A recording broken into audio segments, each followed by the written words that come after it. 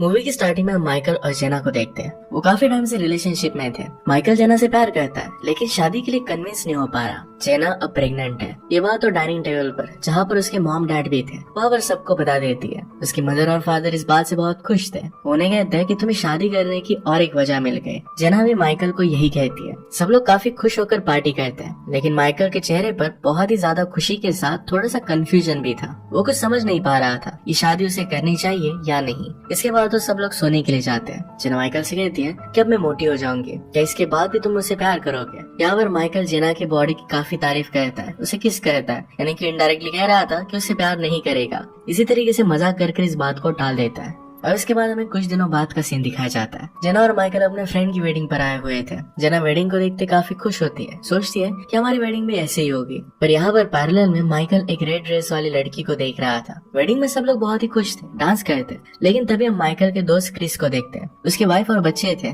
जिन्हें वो पसंद नहीं करता था। अपनी लाइफ से वो बहुत ही बोर हो चुका था। वो किसी और लड़की को पसंद करने लग गया था, पर वो लड़की उसे बिल्कुल भी पसंद नहीं करती। वो ऑलरेडी किसी और लड़के के साथ रिलेशनशिप में थी। वो लड़की क्रिस को दूर रहने के लिए कहती है क्योंकि ऑलरेडी उसकी फैमिली थी। वो लड़की क्रिस को बिल्कुल भी पसंद नहीं करती थी। इन सब बातों से क्रिस बहुत दुखी था। माइकल जूस पीने के लिए गया और उसके पीछे वो रेड ड्रेस वाली लड़की आती है। वो दोनों एक दूसरे से बात करते हैं। वहाँ हमें पता चलता है कि उस लड़की का नाम किम है। किम कॉलेज में पढ़ती है और हॉस्टल में रहती है। दोनों रिलेशनशिप के बारे में बात करने लग गए। थोड़ी बात करने के बाद वो वहाँ से चली जाती है। कुछ देर बाद वो एक अलग जगह पर मिलते हैं। वहाँ पर कोई नहीं था। उन्होंने बहुत सारी बातें की और टाइम बहुत ही फास्ट बीतता चला गया। जेना माइकल को ढूंढ रही थी पर उसे पता नहीं था कि माइकल किसी और के साथ है। किम और माइकल की बातों से हमें पता चलता है कि किम एक म्यूजिशियन है और साथ में वो पढ़ाई भी कर रही थी। माइकल एक आर्किटेक्ट था। बात करने के बाद वो लोग फिर से पार्टी में जाने लगते हैं। इसके बाद किम माइकल का फोन नंबर ले लेती है। वो माइकल को कहती है कि क्या हम मिलते रहेंगे। यहाँ पर माइकल बहुत ही कंफ्यूज था, आखिर में वो करेगा क्या, उसे कुछ भी समझ में नहीं आता। और इतने में वहाँ पर जेना आ जाती है।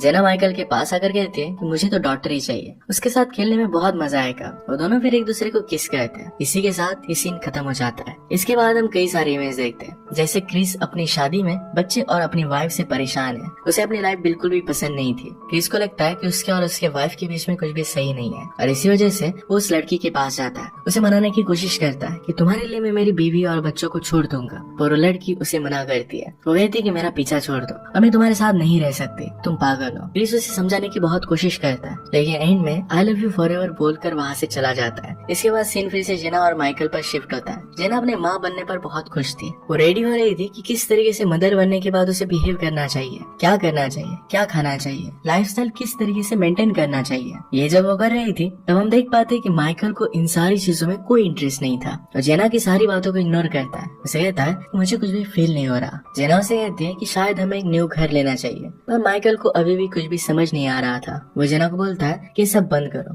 और उनके बीच में बहस हो जाती है। बहस होने के बाद में वो दोनों एक दूसरे के पास आते हैं, किस होता है और फिर से प्यार में बदल जाता है। यहाँ पर हम उनके दोस्तों को देखते हैं जो अपने अपनी लाइफ प्रॉब्लम में परेशान थे। कोई बीवी को लेकर, कोई गर्लफ्रेंड को लेकर और कोई अपने फ्यूचर को लेकर। सब लोगों को अपने अपने प्रॉब्लम्स थे, चाहे वो रिलेशनशिप में हो या ना हो। इसके बाद नेक्स्ट सीन में क्रिस और माइकल को साथ में दिखाया जाता है। क्रिस अपनी वाइफ को लेकर बहुत परेशान था। माइकल को कहता है कि अपनी वाइफ को छोड़ दूंगा, मैंने जैसा सोचा था वैसी मेरी वाइफ है नहीं। इसके बाद हम देखते हैं कि माइकल किम से मिलने के लिए चला जाता है। वो थोड़ी बातें करता है। वो लोग वहाँ से निकलते हैं और गाड़ी में माइकल उसे छोड़ने के लिए घर पर जाता है। रास्ते में रिलेशनशिप के बारे में बात कर रहे थे। यहाँ पर माइकल काफी उदास दिख रहा था। उसे उदास देखकर किम उसे पार्टी में इन्वाइट करती है। माइकल इसके लिए उसे हाँ कहता है। माइकल को किम एक उम्मीद की तरह दिखाई देती है। इसके बाद किम वहाँ से चली जाती है। जेना का माइकल को कॉल आता है और पूछती है कि तुम कहाँ पर हो। माइकल बोलता है कि मैं घर के लिए निकल रहा हूँ। एक्चुअल में जेना का टेस्ट था और इसके बारे में मिकेल भूल गया था। माइकल को लगता है कि वो किस तरीके की जिंदगी जी रहा है, क्या यही सब काम करने उसकी जिंदगी में बाकी रह गए। इसके बाद हमें जेना की मॉम दिखाई जाती है जो किसी और आदमी के साथ थी। जेना की मॉम उस आदमी के साथ काफी खुश है। ऑपोजिट में उसके हस्बैंड के साथ उसकी रिलेशनशिप काफी खराब थी। वो उसके पति के ऑफिस पर जाती है और बहुत गुस्सा करती है क्योंकि उसे हमेशा लगता है कि उसे कभी समझ नहीं पाएगा। वो अपने पति से बिल्कुल भी खुश नहीं थी और उस पर बहुत चिल्लाती है और वहाँ से चली जाती है। वो रास्ते में जाते हुए जेना को कॉल करती है। जेना टेस्ट कर कर घर आ गई थी। मदर से कहती है कि तुम्हें देखकर मैं काफी खुश हूँ, मैं तुमसे जेलस नहीं फील करती। ऐसी बहुत सारी अजीब बातें वो कर रही थी। ये जेना को कुछ भी समझ में नहीं आता। जेना समझ जाती है कि शायद मदर और फादर के बीच में झगड़ा हुआ है। इसके बाद हम देखते हैं कि अपने फादर को कॉल करती है और पूछती है कि आखिर में चल क्या रहा है। फादर भी कहते हैं कि सब कुछ ठीक है, बस तुम्हारी मदर थोड़ी सी पागल है, उसे हमारे रिलेशनशिप में गलतियाँ निकालने की आदत सी हो गई है। बातों बातों में जेना उन्हें बताती है कि मुझे बेबी गर्ल होने वाली है। ये सुनने के बाद उसके फादर को बहुत अच्छा लगता है। दोनों अपने सारे दुख भूल जाते हैं। इसके बाद नेक्स्ट सीन में हम देखते हैं कि जेना की मदर घर छोड़कर चली जाती है। पैरेलल में क्रिस भी अपनी वाइफ के पास वापस आ जाता है। उसकी वाइफ उसे सॉरी कहती है। उसने कहा कि इस रिलेशनशिप के लिए मैं कुछ भी करूंगी। इस पर क्रिस कहता है कि अब मैं इस रिलेशनशिप को और नहीं झेल सकता। मैं अब तुम्हारी हर एक बात नहीं सुन सकता। मैं तुमसे दूर जाना चाहता हूँ। उसकी वाइफ उस पर गुस्सा हो जाती है। कहती है कि आखिर तुम कहना क्या चाहते हो। क्रिस कहता है कि तुम मुझसे दूर चली जाओ। वाइफ कहती है कि तुम्हें पता नहीं कि प्यार होता क्या है, बच्चे कैसे पालते हैं इसके बारे में तुम्हें पता नहीं है। तुमने मेरी लाइफ खराब कर दी। दोनों इस बात पर बहुत सैड हो जाते हैं। नेक्स्ट सीन में हम जेना को उसकी मदर के साथ देखते हैं। जेना अपनी माँ को बोलती है कि तुम बताओ कि आखिर में हुआ क्या है। मदर कहती है कि कुछ नहीं, लेकिन जेना को पता था कि कुछ ना कुछ तो गड़बड़ है। उसकी मदर उससे कुछ ना कुछ तो छुपा रही है। मदर इधर उधर की बातें कर रही थी। जेना उसे कहती है कि आपको डैड को समझना पड़ेगा कि किस तरीके से खुश रहा जाता है। वो आपके लिए बुरा नहीं चाहते। जेना की मदर कहती है कि तुम भी अपने फादर की तरह हो। तुम्हारा रिलेशनशिप सिर्फ 3 सालों का है, हमारा रिलेशनशिप 30 ईयर्स का है। तुम्हें नहीं पता कि 30 ईयर्स में रिलेशनशिप की क्या हालत होती है। ये बात सुनने के बाद जेना भी सोचने लगती है। वो सोच रही थी कि क्या उसकी भी हालत उसकी मदर की तरह हो जाएगी, क्या वो भी अपनी मदर की तरह मर मर कर जिएगी। इसके बाद माइकल को किम का कॉल आता है। इसे वो पार्टी का लोकेशन और टाइम के बारे में बात करता है। उससे बात कर वो बहुत ही खुश दिखाई देता है। पार्टी के लिए भी बहुत एक्साइटेड था। यहाँ हम क्रिस को देखते हैं जो माइकल की बातें सुन लेता है। क्रिस उससे कहता है कि जेना बहुत अच्छी है, तुम्हें उस पर चीट नहीं करना चाहिए, तुम्हें उसके साथ लॉयल रहना चाहिए। माइकल को ये बातें बहुत बोरिंग लगती है। वहाँ से उठकर चला जाता है। इसके बाद माइकल घर पर गया और अपनी वाइफ को ये बताता है क्रिस और अपने फ्रेंड्स के साथ आज रात वो पार्टी करने जा रहा है। इसके बाद वो डायरेक्टली किम को लेने के लिए गया। किम को देखकर वो बहुत ही खुश था। इसके बाद वो पार्टी में चले जाते हैं। किम पार्टी में अपने फ्रेंड से उसे मिलवाती है। इसके बाद वो डांस करने लगती है। उसका डांस देखकर वो भी उसके साथ आ गया। दूसरी तरफ हम जेना को देखते हैं। वो क्रिस को कॉल करती है। उसे कहती है कि हमारी फ्रेंड इजी की मदर की डेथ हो गई है। उसने क्रिस को कहा कि माइकल को लेकर जल्दी से घर पर आ जाओ।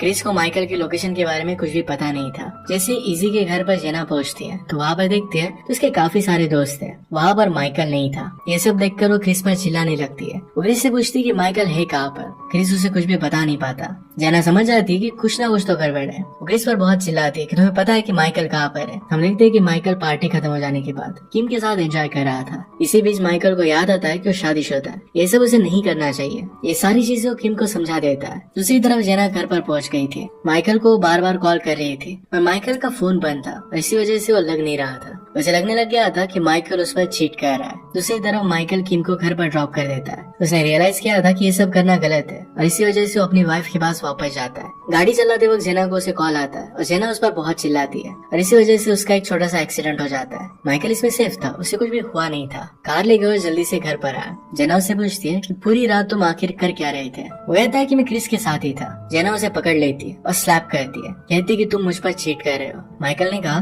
कि मेरी और उस लड़की के बीच में सिर्फ एक किस हुई थी, बाकी मैंने कुछ भी नहीं किया। जेना को उसकी बात पर भरोसा नहीं होता। माइकल को तभी कॉल आता है। फोन में जेना देखती है तो एक कॉल किम का ही था। जेना पूछती है कि लड़की है कौन। माइकल कहता है कि हम दोनों के बीच में कुछ भी नहीं है। इसके बाद जेना को उसकी मदर की बात रियलाइज हुई। तो माइकल से कहती है कि चलो मान लिया कि तुमने सिर्फ एक किस की थी, लेकिन आज से 10 साल बाद क्या गारंटी है कि तुम मेरे ही साथ रहोगे। मैं तुम्हारे बच्चे की माँ बनने वाली हूँ और तुम किसी और के साथ पूरी रात बिता कर आए हो। वो माइकल को डायरेक्टली चाकू दिखाती है और वहाँ से भगा देती है। माइकल फिर वहाँ से कार में बैठ जाता है। उसे फिर से किम का कॉल आया। किम उसे कहती कि शायद मुझसे गलती हो गई, मुझे तुम्हें किस नहीं करना चाहिए था। इसके बाद हमें जेना की मदर दिखाई देती है। वो घर के बाहर से जेना के डैड को देख रही थी। जेना के डैड की नजर भी उस पर जाती है पर उन्हें लगता है कि सिर्फ एक वहम है। इसके बाद नेक्स्ट सीन हम देखते हैं कि माइकल किम के घर पर पहुंच गया था। वहाँ जाकर उसके साथ इंटीमेट हो जाता है। सुबह होने पर उसे रियलाइज होता है कि उसने गलती कर दी। वहाँ से जाने लगता है। किम उसे रोक लेती है और पूछती है कि आखिर हुआ क्या। माइकल कहता है कि कुछ भी नहीं हुआ और जल्दी से चाबी लेकर वहाँ से चला जाता है। इसके बाद कुछ दिनों बाद का हमें सीन दिखाया जाता है। जेना की मदर जेना के फादर के पास वापस आ गई थी। दोनों बहुत खुश थे।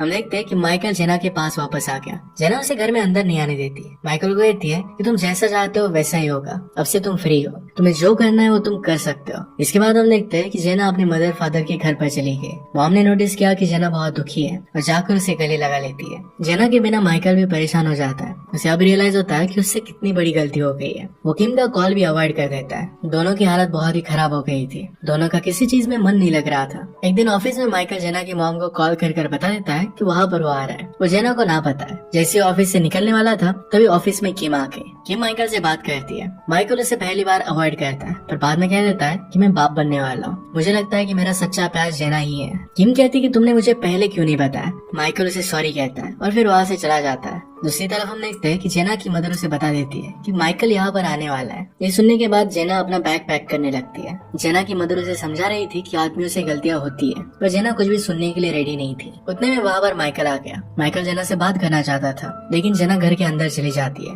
वो कहती कि सब कुछ खत्म हो गया है। जेना के फादर उसे अंदर आने देते हैं। वो उससे पूछते हैं तुम आखिर करना क्या चाहते हो। माइकल कहता है कि मुझसे प्यार करता हूँ। फादर कहते हैं कि प्यार व्यार कुछ नहीं होता, तुम जिससे प्यार करते हो उसके लिए तुम क्या करना चाहते हो। प्यार के बारे में कहना ही बहुत ईजी होता है, पर उसे निभाना बहुत हार्ड होता है। माइकल कहता है कि मैंने अपनी गलती रियलाइज की है और वो फिर से कुछ भी गलती नहीं करेगा। दूसरी तरफ जेना की मदर उसे समझाती है कि हमारी रिलेशनशिप में भी ऐसा ही हुआ था, हमें एक दूसरे की बात को सुनना चाहिए। अगर हम कम्युनिकेट नहीं करेंगे तो ये किसी के लिए अच्छा नहीं होगा। आखिर में जेना माइकल से बात करने के लिए मान जाती है। माइकल जेना से बात करने के लिए उसके कमरे में जाता है। थोड़ी देर वो एक दूसरे को ही देखते हैं। फिर माइकल उसे कहता है मैं तुम्हें वादा करता हूँ कि फिर से कभी भी नहीं होगा। मैं अब एक बाप बनने वाला हूँ, एक अच्छा बाप बनकर दिखाऊंगा। मैंने तुम्हारे साथ बहुत गलत किया और इसके लिए मुझे बहुत बुरा लग रहा है। जेना भी कहती है कि मैं भी एक मदर बनने वाली हूँ, मैं एक बुरी मदर नहीं बनना चाहती। उसे पूछती है कि लास्ट नाइट क्या हुआ था। माइकल उसके और किम के बीच में जो भी हुआ ये सब कुछ उसे सच बता देता है। जेना फिर से बहुत ज्यादा गुस्सा हो जाती है। कहती है कि तुम आदमी हो या जानवर, ये कैसे कर सकते हो।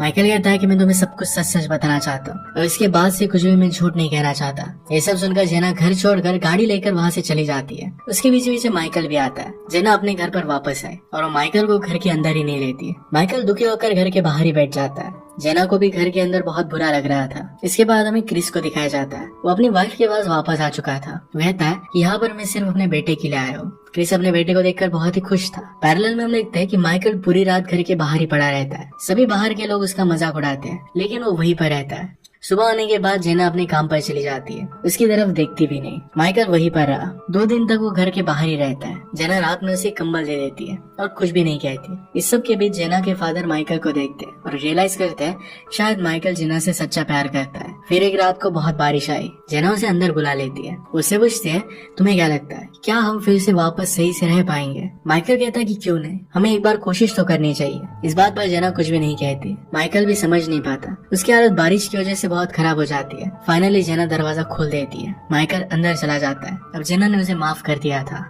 अब दोनों मिलकर इस रिलेशनशिप को वर्क करने के लिए बहुत ट्राई करेंगे। इसी के साथ ही मूवी एंड हो जाती है। अगर आपको एक्सप्लेनेशन अच्छा लगता है तो प्लीज लाइक और कमेंट जरूर कर दीजिएगा। बहुत सारी मूवीज लेकर आते रहता हूँ, तो प्लीज चैनल को सब्सक्राइब कर दीजिए और बेल नोटिफिकेशन आइकन दबाना मत भूलिएगा। हम फिर से मिलेंगे और एक नए वीडियो के साथ। तब तक के लिए थैंक यू और आप अपने आप का ख्याल रखिए।